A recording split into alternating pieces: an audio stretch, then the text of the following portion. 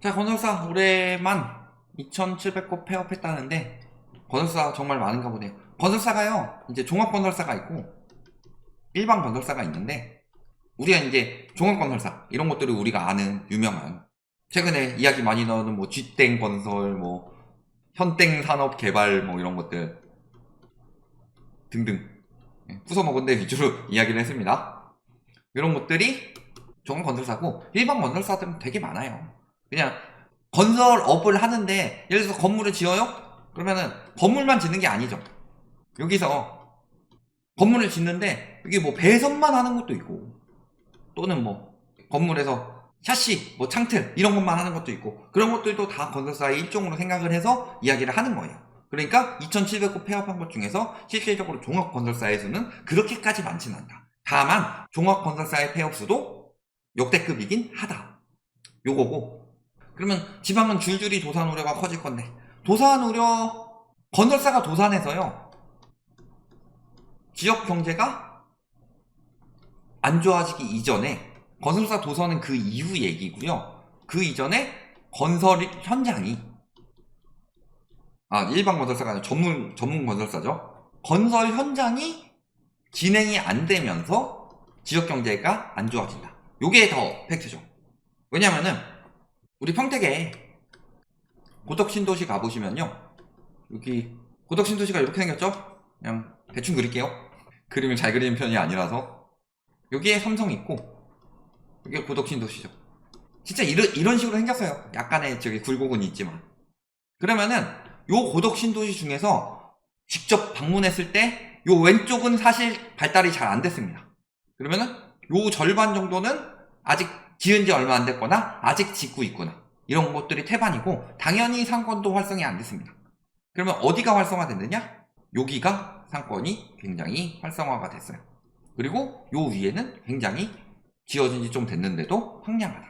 그러면은 왜 그렇게 되느냐 했을 때, 여기 삼성 직원들이 있죠? 그러면 여기 직원들이 여기까지 가진 않아요. 막 요런 데까지 상권 이용하진 않고, 그래가지고 요쪽에 이제 그 대장 아파트 있는데 요 뒤쪽에 상가주택, 그래서 1층 상가에 2, 3층 원룸 주택, 요런 것들 다 박살나 있어요. 다 공실이고 다 임대문이 붙어있고. 근데 여기는 그래도 공실이 그나마 덜하다. 그러니까 첫 번째는 삼성 직원들이 이용하는 거. 그 다음에 두 번째는 어떤 수요들이 일어나요? 여기 반도체 공장 증축이 되죠. 반도체 공장 증축이 되면은 건설 수요들이 들어오죠.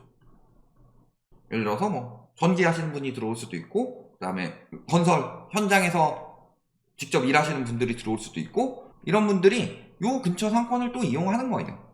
그래서 보시면은 요런 데는 임대분이 붙어 있는데 요런 데는 원룸 같은 데는 은근히 잘 나간다, 이런 상황이고요. 그러면은 건설 수요가 들어와서 고용 창출 효과가 나오고요. 이걸 토대로 뭐 상권 활성화, 이런 것들이 영향을 받을 수는 있어요. 근데 요거는 길지 않다. 길지 않아요. 자, 아파트 하나 짓는데 보통 얼마나 걸려요? 아파트 하나 짓는데 보통 2.5년, 3년. 그렇죠? 2년 반에서 3년 정도 걸리는데, 2년 반에서 3년 짓고서 아파트가 완공이 됐어요? 그러면은 그 아파트의 입주 수요, 이런 것들도 생기겠지만 실질적으로 고용 창출 효과는 사라지죠. 그래서 뭐 신도시 건설하고 뭐 건설하고 할 때 고용 창출 효과를 100% 믿으면 안 되는 게, 그 중에서 건설업에 종사하시는 분들의 고용 창출 효과도 충분히 많이 들어가 있다. 그러니까 일시적으로 침체될 수는 있겠죠. 예를 들어서 건설업이 들어오면 그 근처에 속된 말로 한밭집이라고 하죠. 한식 뷔페집 같은 곳인데 건설 현장이랑 제휴 같은 거 맺어가지고 건설하면은 거기서 일하시는 분들이 와서 좀 싸게 먹을 수 있게, 그런 식으로 하고, 그런 식으로 해가지고 근처 뭐 상가 이런 것들이 어느 정도 활성화되고, 이런 것들은 있는데, 그런 쪽으로 보면은 단기적으로는 지역 경제가 침체되는 영향을 미칠 것이다. 요건 확실해요. 하지만 장기적으로 봤을 때 지역 경제가 활성화되기 위해서는 반드시 건설사 폐업이 필요합니다. 왜냐면은 우리나라 문제는 뭐라고 그랬어요? 부동산 문제. 저희가 부동산 이야기를 제일 많이 하는 이유가요, 저희 그 방송 시작할 때 더 오르면 나라 망하게 생겨서 이야기를 한 거예요. 그러면은 우리나라 부동산은 굉장히 특이한 구조가 된다고 그랬죠. 다른 나라 같으면은 땅값이 올라간 다음에 상업지 주거지 땅값이 따로 있죠. 그런데 여기서 이제 뭐 주택 가격이라든가 혹은 상업용 부동산 가격이 올라간다. 이런 상황인데 우리나라 같은 경우는 아파트 기준으로 올라간다 그러죠. 아파트가 우리나라는 갭 투기가 가능하기 때문에 아파트 가격이 먼저 오르고 그 다음에 땅값이 오르고 상업용 부동산이 오른다. 그러면은 여기서 상식적으로 생각을 해봤을 때요, 땅값이 올라가서 상업용 부동산 가격이 오르는데 땅값이 올라가는 것을 감당 못할 정도로 상업용 부동산이 너무 가격이 튀어서 문제가 된다라고 하면 땅값이 올라가는 게 거기서 멈추기 마련이에요. 근데 우리나라는 땅값이 먼저 올라가는 게 아니라 아파트값이 올라가는데 아파트값이 브레이크 조금 밟긴 했어도 계속 올라갔죠. 비정상적으로 올라갔죠. 그러니까 땅값도 비정상적으로 튀게 만들면서 상업용 부동산이 경기 침체의 타격의 핵심이 됐다.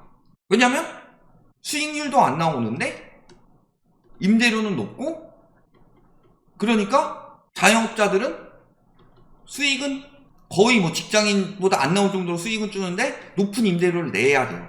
그런데 건물주 입장에서도 건물주를 욕할 수가 없는 게, 갭투기 같은 경우는 막 욕하고 그러기도 하지만 건물주를 함부로 욕할 수가 없는 게, 건물주도 이 임대료를 안 내면은 감당이 안 돼요. 왜냐면은 건물 가격이 너무 올랐기 때문에 1층 상가 10평짜리 막 20억씩, 비싼 데는 그 위례 트렌진몰 이런 비싼 데는 10평짜리 20억씩 받고 그랬었다고 그랬잖아요. 그러면은 20억 투자했는데 요 중에서 자기 돈 20억을 가지고서 저기 10평짜리를 냅다 사는 사람은 없다. 보통 상식적으로 그렇게 안 하고 막 업자들 말에 속아가지고 수익 이 정도 난다, 수익률이 한 4% 정도 난다, 뭐 이런 식으로 생각을 해가지고 한 14억 정도 대출을 받고 자기도 한 6억 정도 껴가지고 들어간다. 근데 요 14억 대출에 대한 대출 이자는 어마어마하게 늘어났는데 10평짜리에 그 비싼 임대료를 주고 들어올 수는 없죠. 그러니까 거의 막 대출만 해결하는 정도, 거기에 관리비랑 나가는 거, 그래서 손실 안 날 정도만 되는 정도로 가격을 내놔도 막 월세가 300, 400, 10평짜리가 그렇게 나오니까 자영업들이 굉장히 힘든 거예요.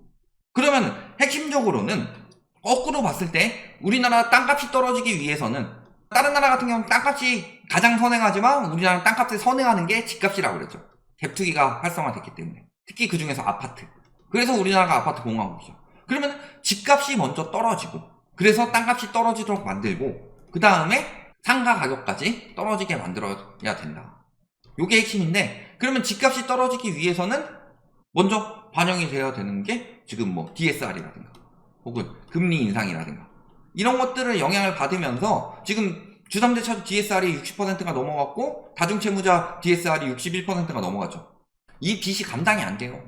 그러니까 집값 거품이 이만큼 쌓여가지고 상가 거품까지 쌓아놔서 감당이 안 되는 상황인 거다 지금. 그러니까 경제가 안 돌아가는 거예요. 자영업자들이 왜 최저임금도 못 받고 있겠느냐. 상가 가격이 너무 비싸서 그래요. 그러면은 결국에는 땅값이 떨어지기 위해서는 어떤 경우가 필요하다고 그랬죠? 건설사 도산. 건설사 도산을 하게 되면 이 건설사가 추진하던 사업 부지가 있죠. 근데 이 사업 부지가 집값이 올라가던 시기에 땅값이 잔뜩 올라가서 비싼 가격으로 사업 부지를 낙찰을 받은 거예요. 근데 이 사업 부지 가격이 떨어진다. 즉 땅값이 떨어지게 된다. 그럼 요 위에 올라가는 집값이든 상가 가격이든, 그러니까 분양가가 떨어지는 방법은 건설사 도산이 가장 핵심적인 역할이다. 우리나라 지금 뭐 건설비 올라가지고 분양가 올라가고 그래서 앞으로 분양가는 계속 올라갈 것이다, 이런 식으로 댓글 계속 여기다가 박아놓고 가는 사람들이 있어요. 영상을 좀 보고 박아놓든가, 영상도 안 보고서 그냥 지들이 들은 이야기 여기 짓거려가지고 심의만 자극하려고 하고 있는데, 얼마나 본인들이 영상 안 보고 그래서 우리가 그것에 대해서 어떻게 이야기를 했는지 보지도 않고 그 댓글을 단다는 것 자체가 본인의 무식을 인증하는 꼴이다.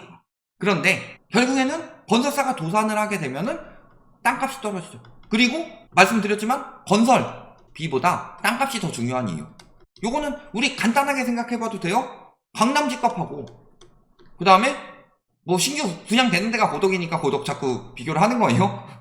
고덕 이야기 오늘 많이 하는데, 강남 집값하고 고덕 집값이 차이가 나는 이유는요, 강남에는 진짜 엘레강스하고 저기 럭셔리하고 스펙타클하고 뭐 이런 것들 때문에 가격이, 건설 원가가 많이 들어가지고 올라가는 게 아니라 건설 원가는 큰 차이 없는데 땅값 차이가 가장 크다.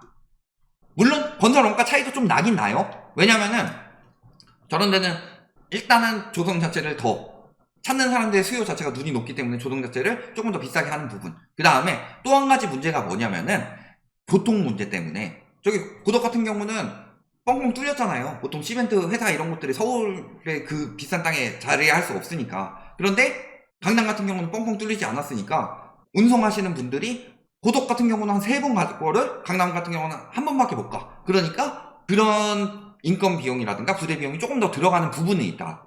그런데 그렇다고 해서 그게 여기는 뭐 평당 한 3천 분양하고 여기는 평당 1억씩 분양하고 이 정도의 차이까지 나진 않는다. 즉 핵심은 땅값이다. 그러면 땅값이 떨어지기 위해서는 건설사 도산이 돼야 된다. 건설사 도산이 돼서 땅값이 떨어지고 그래서 집값이랑 상업용 부동산 가격이 안정이 된다.